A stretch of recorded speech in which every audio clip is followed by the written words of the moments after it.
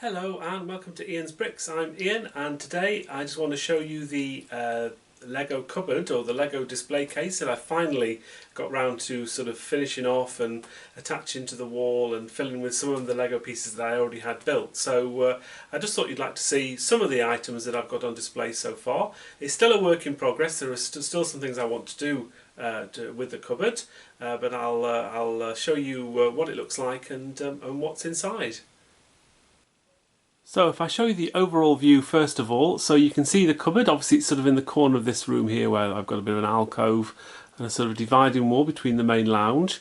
And on the left hand side I've got the finished Star Wars Darth Vader art set, which looks fabulous in this location. And there is sort of room at the side of the wall to put another one if I need to.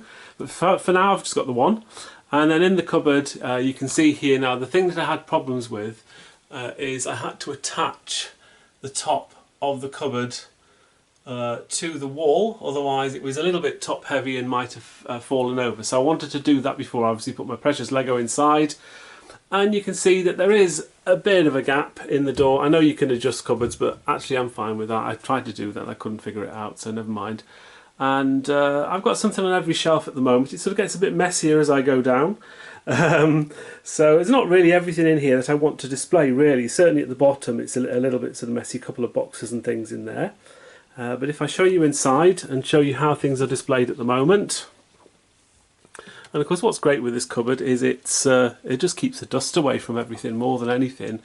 But also this corner of the room here, it doesn't get any natural sunlight, only sort of probably mid-June when the sun sort of finally comes round to this side of the flat. But yeah, so at the top two levels I've got the Harry Potter Diagon Alley. Now what was slightly annoying with this cupboard is that you couldn't quite get three 16 by well, they're 32 on the 32 by 32 plates next to each other. It was literally about that big. So I just thought I was just slightly annoying that I couldn't get three side by side. So which is why I've sort of got two with a gap in the middle, which sort of doesn't look great, but I might put other stuff in the middle. At the moment I've sort of got this display bit in the middle, which sort of looks quite good, but the other one's got a gap in the middle. So I'm not quite sure how I'm going to do that. I did try to put them sort of the other way round, this way round like this, but you just can't really see them when they're like that. So anyway, so for now that's how I've got things, which sort of looks okay. And then on the next shelf down we have the Nintendo NES, which is still probably my favourite build of 2020. I love doing this still. It's a fabulous set. The TV bit's great. Okay, so we got little Mario jumping around. And I've got the rest of the Nintendo Entertainment System displayed on there, and I've got a little Lego storage head which a friend of mine got me a while ago. Actually, there's not actually nothing in that at the moment. I need to sort of put something inside there, and this is where it starts to get a little bit messy. So this is probably not what I want on display, but towards the next shelf down we've got to the brick book. This is the Lego idea set from a little while ago, so this obviously opens and closes. I'm probably not going to work with the Little Red Riding Hood there, but you get the idea. That sort of closes up. And then we've got the Mini. I do have a couple of other vehicles. I've got the Volkswagen Camper, which I'll probably put next to this.